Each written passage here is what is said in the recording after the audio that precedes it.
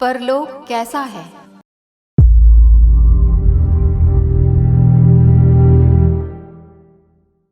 ये अन्यत्र बताया गया है कि परलोक का दूरी से कुछ भी संबंध नहीं है।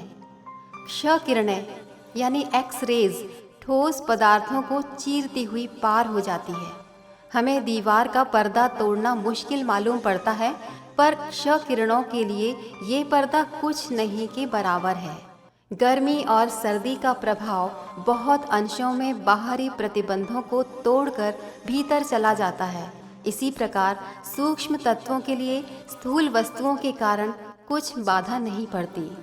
हवा का समुद्र पृथ्वी के चारों ओर भरा हुआ है, पर हम उसे चीरते हुए जहाँ फिरते हैं, हमें वो भान भी नहीं होता कि हम हवा के बीच में इसी प्रकार भाग दौड़ कर रहे हैं जैसे पानी में मछली।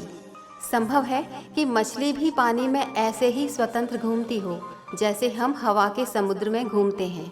मृत आत्माएं सूक्ष्म तत्वों की बनी हुई हैं, इसीलिए वे ईथर तत्व की भांति चाहे जहां आ जा सकती हैं। उसके निवासी स्वेच्छानुसार चाहे जहां भूमि, जल, पर्वत, ग्रह, नक्षत्र आदि के बीचों बीच या ऊपर नीचे भी रह सकते हैं और अपने रहने के लिए सब प्रकार की सुविधाएं वहां उत्पन्न कर सकते हैं। ये जानना चाहिए कि मृत प्राणी के साथ उसके विचार, स्वभाव, विश्वास और अनुभव भी जाते हैं। घरों में रहने, कपड़े पहनने, भोजन करने आदि की क्रियाएं जीवित मनुष्यों को जीवन भर करनी पड़ती हैं, इसलिए उनके ये विश्वास सुदृढ़ हो जाते हैं। ये बात एक साधारण मनुष्य के विचारों के बाहर की है कि कोई मनुष्य बिना घर, वस्त्र और भोजन के भी रह सकता है। जैसे विश्वासों के कारण सूक्ष्म शरीर और इंद्रियां उत्पन्न हो जाती हैं, वैसे ही विश्वासों के आधार पर परलोकवासी के लिए गृह, वस्त्र, आहार विहार की भी व्यवस्था हो जाती है। वे समझते हैं कि हम घरों में रहते हैं, कपड़े पहनते हैं, भोजन करते हैं। ये सब पदार्थ उनकी भावना स्वरूप होते हैं। यदि कोई परमहंस सन्यासी निर्जन वन में वस्त्र रहित और कंद मूल फल खाकर निर्वाह करता हो तो उसका परलोक भी वैसा ही होगा। भूत प्रेत किन्हीं विशेष स्थानों पर ठहर जाते हैं, किंतु साधारण क्रम के अनुसार चलने वाले प्राणी स्थान संबंधी बंधन में नहीं बंधते। वे एक स्थान पर रहते हैं, किंतु वो स्थान चाहे जहाँ हो सकता है। स्त्री और पुरुष का लिंग भेद बना रहता है।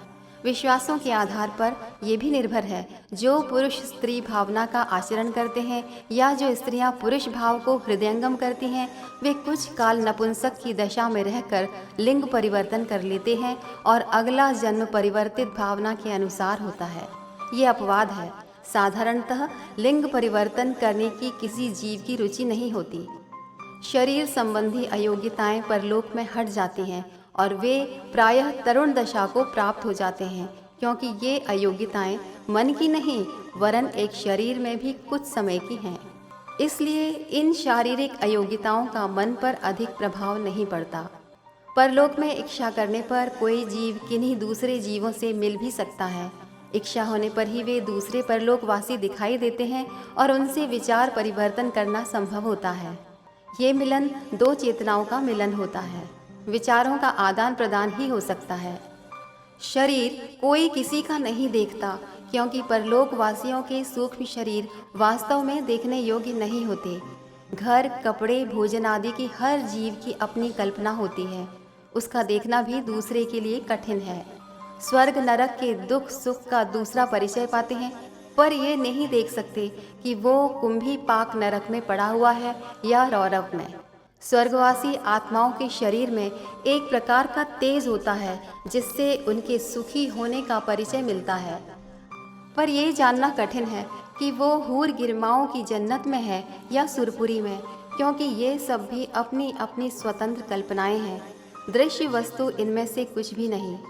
मृतात्माएं एक दूसरे से कह सुन सकती हैं, पर उनके लिए ये कठिन है कि दुख सुख में भी हिस्सा बांट सकें। कुछ आत्माएं अपने पूर्व परिचितों मृतकों के साथ रहना पसंद करती हैं और उनका एक समुदाय बन जाता है। ऐसे समुदाय नीचे लोक में ही होते हैं।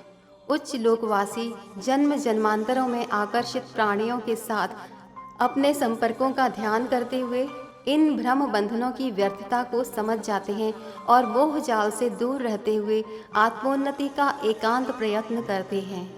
आत्माएं किसी बाड़े में या किसी अन्य शासन के अधिकार में नहीं रहती।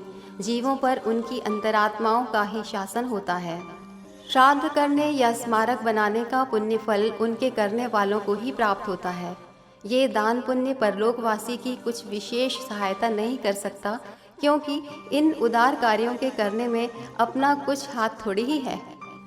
ये निश्चय है कि पुण्यफल का अदला बदला नहीं हो सकता। जो करता है वही भरता है।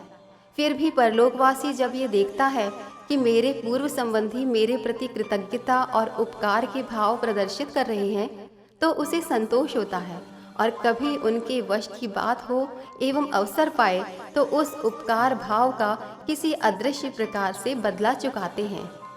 अपने प्रियजनों की सहायता के लिए जो कर सकते हैं करते हैं। संबंधियों के रोने पीटने या शोक प्रदर्शन करने से मृतक को दुख होता है और उनकी शांति में बाधा पड़ती है।